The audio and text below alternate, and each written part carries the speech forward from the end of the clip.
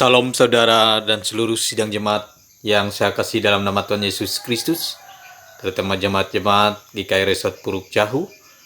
Saya Pendeta Betri Lukas dari Jemaat Makunjung mengajak kita semua untuk bersekutu dengan Tuhan kita Yesus Kristus di dalam doa dan perenungan firman-Nya. Hari ini kita akan merenungkan firman Tuhan 20 Agustus 2020. Sebelum kita merenungkan firman-Nya, mari kita merendahkan diri kita di dalam doa. Kita berdoa. Ya Aba, ya Bapa Surgawi, kami memuji Engkau karena kasih-Mu yang besar dan nyata selalu kami rasakan. Saat ini kami kembali akan menikmati persekutuan dengan Tuhan Yesus melalui perenungan harian firman-Mu. Kiranya Tuhan hadir memberkati kami. Dan kiranya oleh Roh Kudus Tuhan kami juga dimampukan untuk mengerti maksud Tuhan yang disampaikan dalam firman-Mu. Urapilah kami sekalian ya Tuhan Yesus. Inilah kami siap merenungkan firman-Mu. Amin. Bapak Ibu Saudara-saudari yang dikasihi oleh Tuhan Yesus Kristus, hari ini 20 Agustus 2020 kita merenungkan satu firman Tuhan yang diambil dari 1 Korintus pasal yang ke-6 ayat yang pertama hingga ayat yang ke-11. 1 Korintus pasal yang ke-6 ayat yang pertama hingga ayat yang ke-11. Di bawah judul perikop mencari keadilan pada orang-orang yang tak beriman. Saya akan membacakan firman Tuhan bagi kita semua. Apakah ada seorang di antara kamu yang jika berselisih dengan orang lain berani mencari keadilan pada orang-orang yang tidak benar dan bukan pada orang-orang kudus? Atau tidak tahukah kamu bahwa orang-orang kudus akan menghakimi dunia? Dan jika penghakiman dunia berada dalam tangan kamu, tidakkah kamu sanggup untuk mengurus perkara-perkara yang tidak berarti?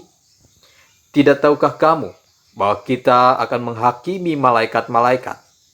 Jadi, apalagi perkara-perkara biasa dalam hidup kita sehari-hari. Sekalipun demikian, jika kamu harus mengurus perkara-perkara biasa, kamu menyerahkan urusan itu kepada mereka yang tidak berarti dalam jemaat. Hal ini kukatakan untuk memalukan kamu. Tidak adakah seorang di antara kamu yang berhikmat, yang dapat mengurus perkara-perkara dari saudara-saudaranya?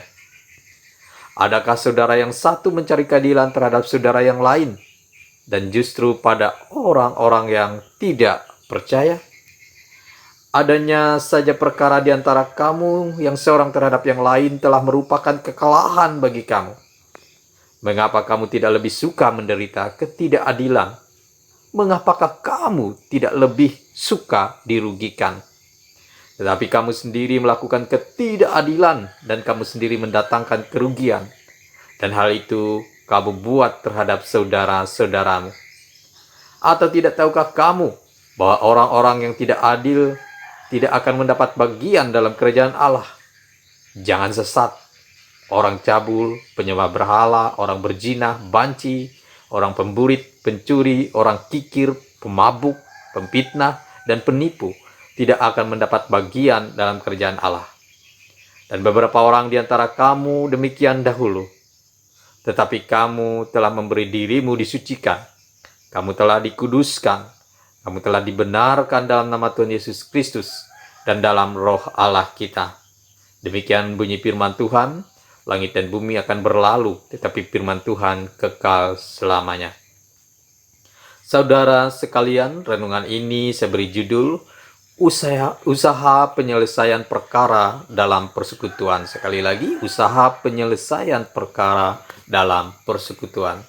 Saudara-saudara yang dikasihi Tuhan Yesus, di dalam sebuah persekutuan bisa saja terjadi sebuah konflik atau perkara. Dalam kita bergereja, berjemaat, atau dalam kehidupan jemaat, bisa saja kita menemui adanya ketidakcocokan satu dengan yang lainnya. Ada gesekan antara seorang dengan seorang yang lain. Tentu saja sebagai orang percaya dan sebagai anggota sebuah persekutuan atau gereja, kita tidak boleh tenggelam dalam konflik dan terus-terusan berkonflik atau berperkara tanpa ada ujung atau kesudahannya. Karena memang yang namanya sebuah persekutuan adalah tempat bersekutu, bukan tempat berperkara atau melakukan berbagai masalah. Inilah yang coba dinasehati oleh Paulus kepada jemaat di Korintus. Jemaat Korintus merupakan jemaat yang berkembang ketika itu. Namun seiring perkembangannya terjadi juga gesekan-gesekan dalam jemaat. Maka Paulus pun memberikan wejangannya. Berikut hal-hal yang bisa kita pelajari dari nasihat Paulus dalam penyelesaian konflik dalam jemaat yang baru saja kita baca dalam teks firman Tuhan tadi.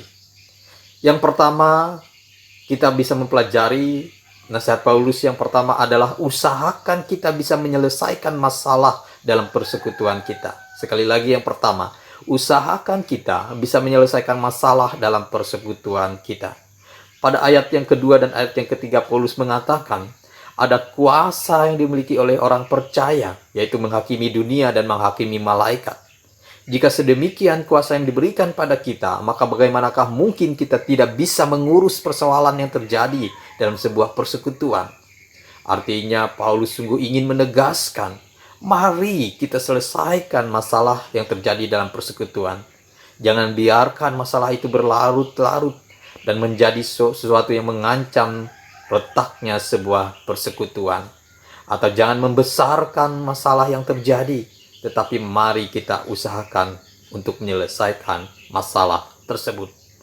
Yang kedua, usahakan masalah tidak dibawa keluar dari persekutuan, apalagi membawanya kepada orang yang tidak percaya. Sekali lagi yang kedua, usahakan masalah tidak dibawa keluar dari persekutuan, apalagi membawanya kepada orang yang tidak percaya. Dalam ayat yang keempat dan kelima, Paulus memberikan pengembangan pikiran dalam nasihatnya. Seandainya masalah itu kita coba untuk selesaikan, mohon jangan dibawa kepada orang di luar persekutuan atau dibawa kepada orang yang tidak percaya. Tentu saja hal tersebut mengandung arti bahwa persekutuan orang percaya itu tidak mampu menyelesaikan masalahnya jika dibawa kepada orang yang tidak percaya. Dan tentu saja masalah dalam persekutuan itu bisa jadi mempengaruhi kita jikalau kita membawa masalah yang terjadi kepada orang yang tidak percaya. Orang yang tidak percaya tersebut bisa mempengaruhi kita dalam ketidakpercayaan mereka.